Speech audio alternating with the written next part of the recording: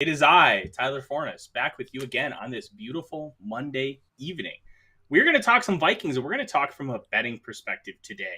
We're going to talk over-unders. We're going to talk props. And we're going to discuss something called the run and shooter, which you may have already heard about. But that is new from me. And welcome to the Real Forno Show.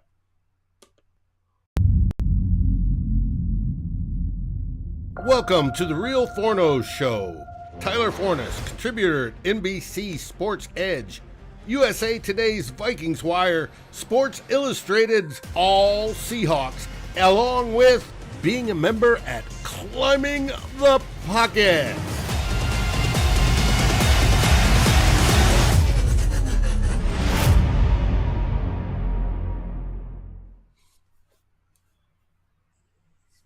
Welcome. Welcome, one and all. We are back from our 1 week hiatus to celebrate this great country in the 4th of July. I am your host, Tyler Forness. With me is Bang! Producer Dave. I am back on my point game. Dave, how are you today? I am doing good. It's a little warm down here, but we're doing all right.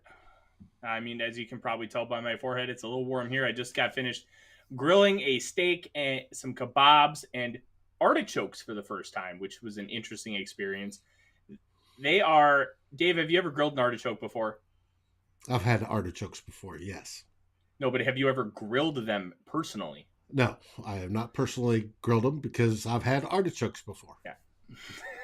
So they're very weird to grill because they're like almost like a cactus flower on the outside, but then on the inside they're like this.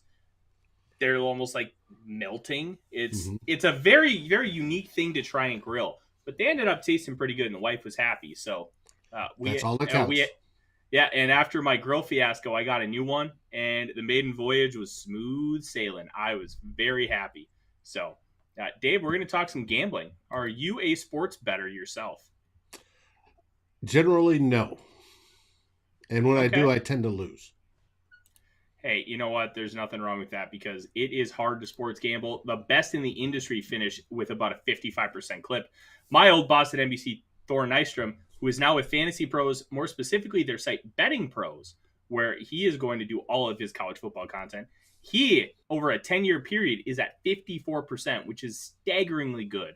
It's all kind of like playing blackjack. You can only be so good when you're going against the spread. It is a difficult thing because Vegas is very good at what they do. Yes, but they are. Because of that, it also gives us a really good barometer for what the world generally thinks of a team or a player and what their performance is going to be. Sometimes they're off and they're not able to predict a breakout. Like nobody predicted Justin Jefferson to have his rookie year. Nobody predicted Josh Allen to have his third year. Patrick Mahomes, his first year as a starter. There are some that are just anomalies, and we have to remember that. More often than not, Vegas is right because otherwise they wouldn't be in business anymore. So we're going to take a look. And we're going to get all our numbers from BetOnline. So it's one centralized source. All right. We're going to start with the division. The division title. The NFC North, Green Bay is the favorite at minus 175. The Vikings are second at plus 225. Friend of the show, Eric Eager, his Restore the Roar Lions are at plus 1,000. For those of you that aren't super familiar, everything is based off of $100. So if you're plus 175 or minus 175, you have to bet 175 to win 100. If you are plus 225, like the Minnesota Vikings are, you bet $100, you win 225. So that means the Vikings are significant underdogs in this scenario, which your mileage may vary on how you view this team, but I don't think that's necessarily unfair. The Vikings have a lot to prove, and they have made a lot of changes in order to make those improvements.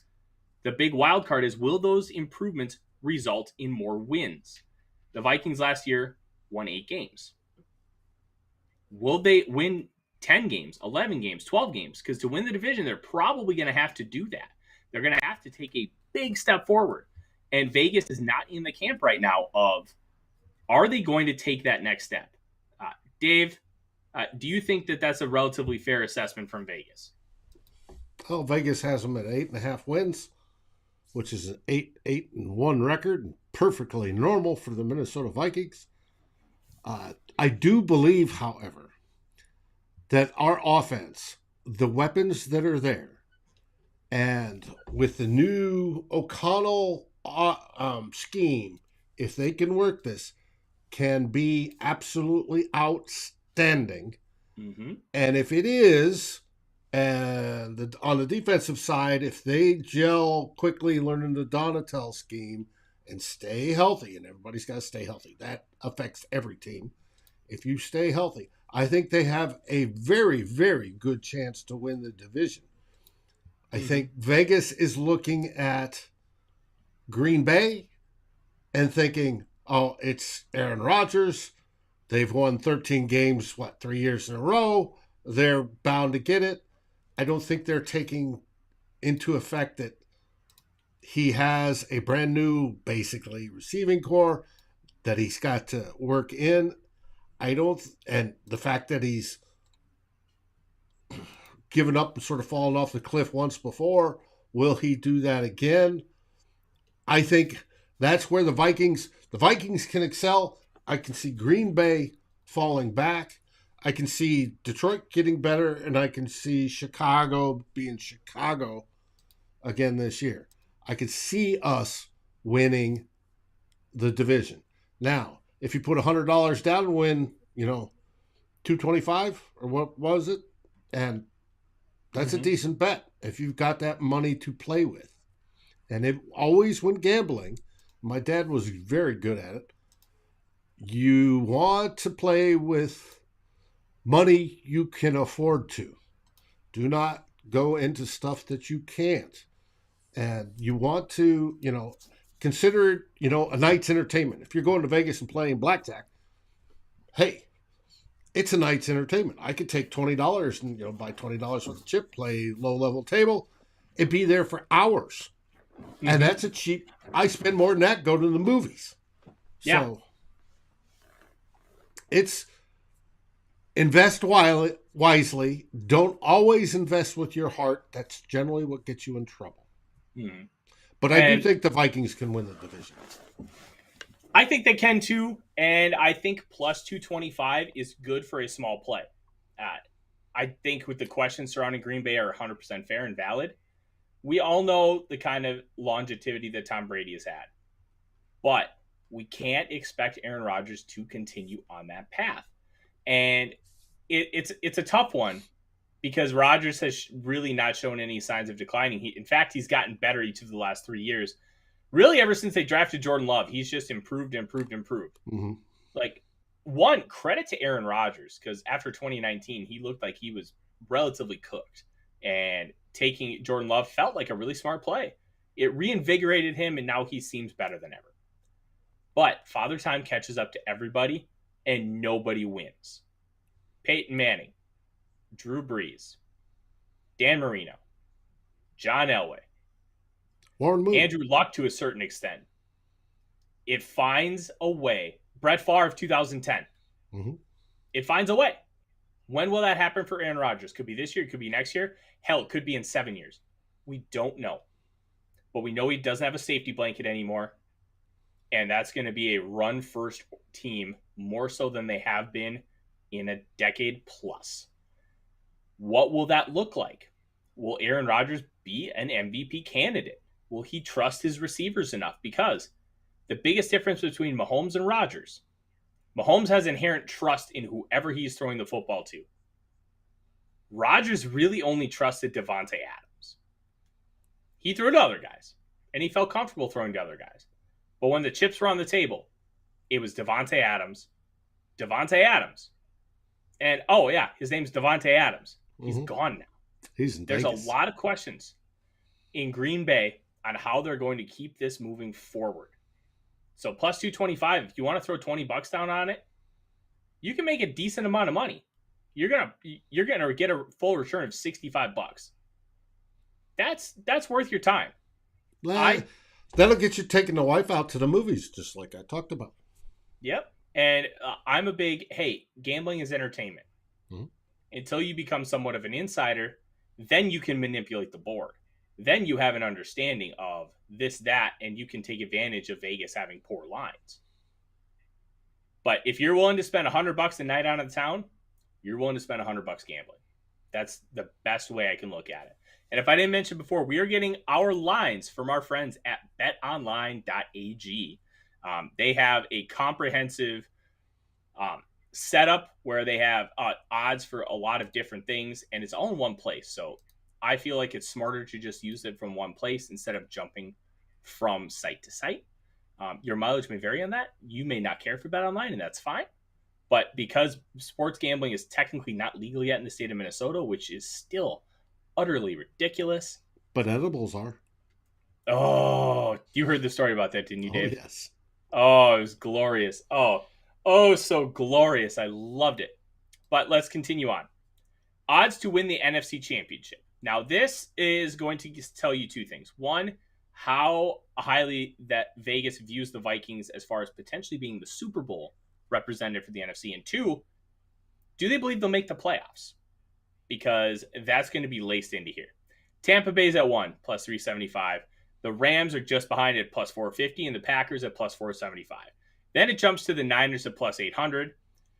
Tied for 8th, which is a signal to me the Vikings will not make the playoffs according to Las Vegas. They're tied with the New Orleans Saints at plus 1,600. So if you bet $100, the Vikings make the Super Bowl, you're going to get a return of 1,600. Dave, I feel like that's a relatively fair rating. The tough part for me in parsing this out, because the other teams that are in front of them are Dallas, Arizona, and Philly. They could, in theory, be better than all three of those teams. Mm-hmm. And then 4, if you can count the Saints, they could also be worse than all 4 of those teams. None of those outcomes are really that surprising to me, because the Vikings are just this massive wild card. And quite frankly, the teams ahead of them are wild cards too. Will Jalen Hurts take a leap? The Cowboys lost some big-time players. Are they going to take a step back? Especially on offense, losing Amari Cooper and Lyle Collins. And then you have the New Orleans Saints, Jameis Winston. Michael Thomas is not even medically cleared yet. He's running, but he's not medically cleared. What's going to happen without Sean Payton? There are a lot of question marks after that top group in the NFC. I don't think this is a smart play for anybody, Dave, but I think it's worth noting that the Vikings are viewed at best like team 6 in the NFC by Vegas, because Philly and Arizona are ahead of them, but they're plus 1,400, which means they're relatively close. It's worrisome to me as a fan, from a fan perspective, that Vegas does not view this team as highly as they potentially could be. Well, you've got a big question mark in Kevin O'Connell. The brand new coaching staff, brand new scheme. Granted, you've got a new coach down in New Orleans, but they're running the same stuff they have been. So it's that Vegas is they'll always err on the more conservative side when they have unknowns that are at play. Kevin O'Connell and crew are a complete unknown to Vegas. Yeah, they can say, well, we suspect he'll do, like Sean McVay did, but we don't know that for sure. So they're going to err on the conservative side, which is smart. That's business smart. They're in the business to make money, right? They want people betting on both sides of the house, both sides of that line, and they're going to skim off theirs. And the closer to accurate they can get that line, the more money they make, because the less money they lose. So Kevin O'Connell's the big question mark. I think that's what has Vegas hedging their bets a little bit. They can see Kirk Cousins. They know what he's done so far, but they don't know what he's going to do for O'Connell now. They knew what he did in Washington, but O'Connell now, they can see the weapons on the offense. They can see how the defense is being rebuilt, but it's a new scheme. How's all that going to mesh? They err on the we'll wait and see mode type of deal. And they go with past performances. And past performances have said the Vikings are going to finish 500, so they're going with 500. Yeah. I'm right there with Vegas because I think as of right now, with the information we currently have, and I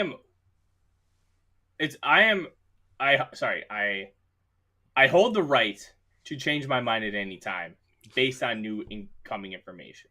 Yeah, I feel like that's a fair caveat. Hopefully after week 4, we're 4-0, and we're talking about, oh, no, they're way wrong.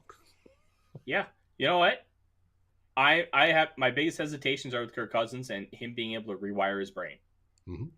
And him being willing to make those big boy throws with more consistency, tight windows, not taking check downs, waiting that extra half second to get the crosser across the middle, throwing into tight coverage when it's not perfect.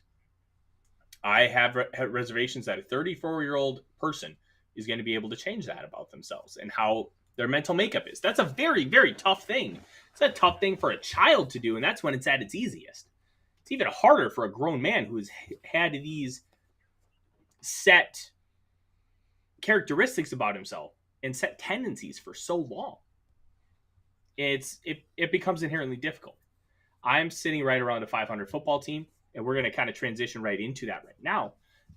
I would not bet on either side them making the playoffs or not, because I feel like I would lose it no matter what, because it's a very, very close bet and you're not getting great odds. Mm-hmm. This is another one where I'm struggling because I have them at either 8-9 or 9-8 right now, and 8.5 is right at what their odds are. Both at minus 150. Yep, both the minus 15 or minus 115 are the over and under.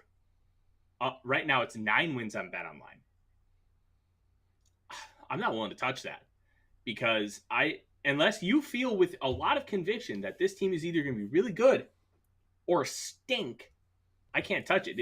It's too close. It's a very tough line. Like, you take a look at some of these other ones, there are ones that you could take advantage of. Like, the Steelers at over 7.5 feels like a gimme because of Mike Tomlin. Mike Tomlin's never had a losing season. Niners at 9.5 feels like you can get that over. Tampa at 11.5 feels like you can hit an over. Washington at 8, you could hit an under. Atlanta might win more than 4.5 games just out of attrition. Buffalo at 11.5, you can probably go over there too. Like, there are some that are hittable. Chicago under 6.5, easy money. But the Vikings are in that weird sweet spot where that's pretty much where most analysts, most well-informed individuals have them pegged, right at that 9-win mark. I can't see myself placing a bet on the Minnesota Vikings at where their odds currently sit. Where are you at with this, Dave? I've said months ago I predict 8-1. But I can see 12 wins. On paper, everything looks absolutely fabulous, right? We've got the best wide receiving core of the whole NFC North. It's not even close. We've got Dalvin Cook, probably the best running back in the NFC North, if not the entire NFC. You have all those weapons. On defense, you now have healthy Zadarius Smith and Danielle Hunter. If they stay healthy, there's 200 pressures, right? That's not including everybody else on the defense. That's just those two. I do believe, as Darren and I discussed yesterday, Horrible Harry, Harrison Phillips, is going to be great there in the middle and complement Tomlinson and Armon Watts. I think that defensive line is going to take a step up that we have not seen since probably 2017-ish. So they could very well win 12 games, right? Maybe even more, and win this division. But I could also see them, new coach, new everything, Kirk being Kirk, mistakes being made at wrong moments, injuries, stuff like that, and them falling at 8-1, and being the typical 500 team They have been. Do I want them to be? No. If I'm using my brain, I agree with Vegas. That's where to put them right now until they prove otherwise. Yeah, I agree. We're going to go off to our next one, Dave, and this is going to talk MVP. MVP is an interesting one because you have a couple like clear favorites. Josh Allen +5, Justin Herbert +7, Patrick Mahomes +9. Then you tail off pretty quickly. Joe Burrow +11, Tom Brady +12, and then Rodgers and Stafford at +16. All the way down on the list, Kirk Cousins +4,000, meaning you make $4,000 on a $100 bet. Dalvin Cook +10,000, and unfortunately, Justin Jefferson does not make the list, even though some other high-profile receivers, Devontae Adams, Deebo Samuel, Cooper Kupp, Jamar Chase, are on the list. Now, Kirk Cousins at +4,000. If you believe that he's going to have a Matthew Stafford-type season and can carry this team to 12, 13 wins,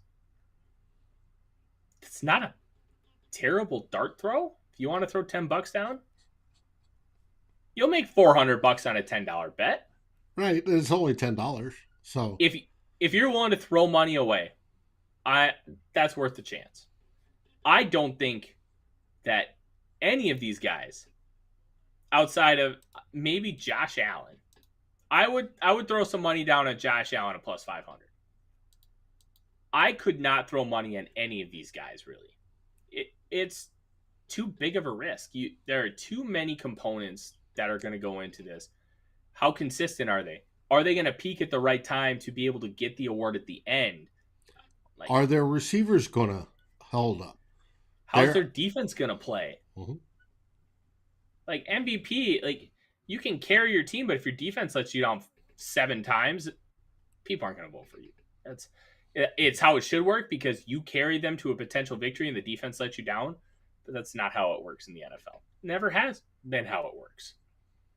So I would hold off on betting MVP unless you're willing to throw money down the drain for a big time dart throw, which is fine. You are more than welcome to do just that. And we have a couple more here. Scanning to see if the Vikings have any comeback player of the year candidates. Danielle Hunter at +3,300 is an interesting one. But you have a couple quarterbacks in here. Jameis Winston at +400, Daniel Jones at +1,200. Lamar Jackson is also at the +1,200. I would bet on one of the quarterbacks winning it if they have a really good year. So that would be a tough one to sell as far as Danielle Hunter being a defensive end and needing flashy sacks in order to take advantage of that. But taking a look here, Rookie of the Year, kind of scrolling to see if the Vikings have anybody worth mentioning. The offense, they're not going to, and defense is not listed. So, Dave, we've kind of flown through everything as far as a betting perspective early because we need some more information to really fully be willing to make some of these bets because training camp is going to tell us a lot. And I will be at a lot of the training camp practices, God willing, because Dave, we're gonna probably have a little bit of a shorter episode today because there just isn't a whole lot to talk about in this massively dead period. But I quit my job today, and it was a glorious day.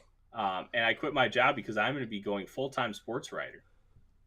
And I'm going to be hopefully spending a lot of my time at Vikings training camp. And that logo you see right there is Substack's logo. I created my own Substack called The Run and Shooter.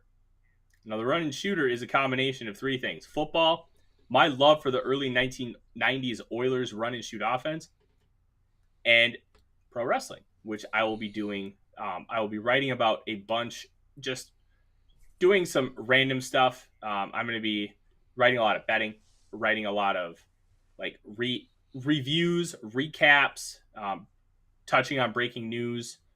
And eventually, come the off season, I'm going to be doing some retro content, writing reviews of old games, trying to do some watch alongs. It'll be a fun time, and you can check it out, runandshooter.substack.com. There is a small subscription fee, which Dave graciously contributed and pledged to subscribe for a full year. And that was wonderful to see. Yes, you did. There will be some free stuff, but most of it will be behind a paywall once everything gets really ramped up. I will leave some in front of the paywall to keep reminding people like what I'm kind of doing. But I recommend you check it out, and it would mean the world if you jumped in and did subscribe, because it's helping me achieve a dream of being able to do analysis on a full-time basis, because this is a lot of fun. I love doing it, and once the season comes around, Dave, we're gonna have a lot more fun. There's gonna be a lot more to talk about. Mm-hmm. It's gonna be a really good time, and there's gonna be potential of more audio and video coming from me, because I will have full time availability. I'm going to be available 24/7, be able to sit in this beautiful office with the Warren Moon jerseys in the background, not having to put on jeans, just being able to lounge around in shorts all day. We're going to have a really good time. You need to wear pants. Oh, I don't need to wear pants. Pants suck. I'm wearing shorts. I'm wearing shorts, baby. Don't worry. You will not have to see my boxers on camera, Dave. I won't. All right. Thank you. Yeah. But yeah, please be willing to go check it out. It'll be linked in the show notes. Dave has the logo right down on the bottom of the screen. And we also want to say thank you, Dave, to our great partners at Lake Monster Brewing. Yes, we do. They make some tremendous beer. Dave, have you gotten a shipment recently and had some beers that you need to talk about? I did not. I have not. I need to talk to Matt about it. But we do have the new stuff that's on tap this week, right? So if you're wanting, right there, the newest one, I highlighted it last night, Strawberry Rhubarb Ale, right? A little nice, refreshing, a little bit different. Everybody from the upper plains loves rhubarb, myself included. Mm-hmm. And I think that would be a fantastic ale. It's different, yes, but I think, coming off the hot dog days of summer, we were talking before the show, how it's a little warm down here in Texas and warm up there in Minnesota, how something like that would hit the spot perfectly when you're sitting down to write about the Minnesota Vikings, or as us fans, watch the people that contribute to it and watch the games and watch the tapes from today's practice once we get into August and the guys are on the field and have pads on. So it is absolutely perfect. If you are in the St. Paul area, go to the brewery. If you're over in Minneapolis, cross the bridge and go to the brewery. And if you're in the Vikings viewing area, check out your local beer sales outlet that you get your favorite brews from, and check out some of their products. They are absolutely outstanding, and they support the local community, and they are Vikings fans too. Yeah, they are a great group of people. I've enjoyed my times at the brewery, and I'm assuming it'll be coming back in the fall, Dave, a hot apple cider ale. It is one of the oddest things, but it works, and it genuinely tastes like a good beer. But it's hot. Sounds good. Sounds good. It's just so great. So great. In the meantime, Dave, do we have any more shows lined up for the rest of the week? No, Vikings Happy Hour. Ryan and Matt have been in discussion today. They're working on what they're planning for their format for the upcoming season. Hopefully the other shows are as well. We have nothing up until Darren and I on Saturday, back at our regular time and place. And we'll be going on from there. I don't know what we're going to discuss yet at this moment, but it'll be something interesting. Probably taking more looks at the, in depth at the groups of position groups as we roll into camp here in less than 2 weeks. Yeah, it'll be a really good time.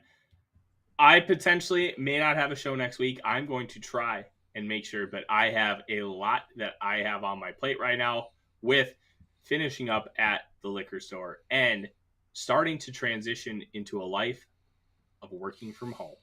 So as a beat writer, I know. If we it doesn't mean just working from home. It means running your backside out to Egan and sitting in the sun and make sure you stay hydrated and protect your head from, too much sun and stuff like that. Dave, I don't know if you noticed, I have some good protection here.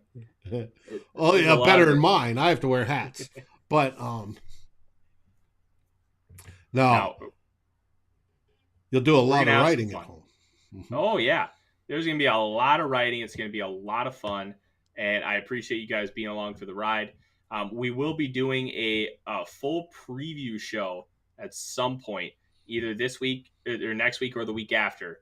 And we're going to be breaking stuff down. And then we're going to have stuff to actually break down in real time outside of that, because we're going to have live practice to talk about. We're going to have training camp. First week we're going of to August. Have 3 preseason games. Then we're going to have 17 regular season games that we're going to be able to discuss. 18 weeks. Yeah, it's going to be a very, very, very fun time. In the meantime, we have a little bit of an abbreviated show today, so I apologize, but we got through our topics in a relatively quick fashion. So, from Dave, who make sure you check out Two Old Bloggers, a fantastic show. Hopefully, on Saturday, we don't run into any Canadian weather issues again. Well, the weather issues was with Darren. He had rain, and he's playing tennis. And he was competing both in singles and in doubles. In singles, he made the finals. Nice. Got through the first set before he cramped up and couldn't play anymore. He today is looking for ways to stay hydrated. And in the doubles, he made quarters, I think. And he's doing well. But the rain Saturday screwed up the schedule, and he kept winning, which kept screwing up the schedule when we were going to broadcast. And that's why we ended up on Sunday night. That is a worthwhile reason to postpone the broadcast. I'll say that much. But make sure you check those guys out. Give it a few weeks, and he'll be back in the snow, being up in Yellowknife. So if he wants to get out and exercise, I'm all for it. Bingo. Check them out. Please check out the Run and Shooters Substack, which you can find pinned on my Twitter profile or at the link below. From Dave, I'm Tyler. Have a great night, everybody. Make sure you keep joining us to turn your Mondays purple. And Skol Vikings, baby. Skol Vikings!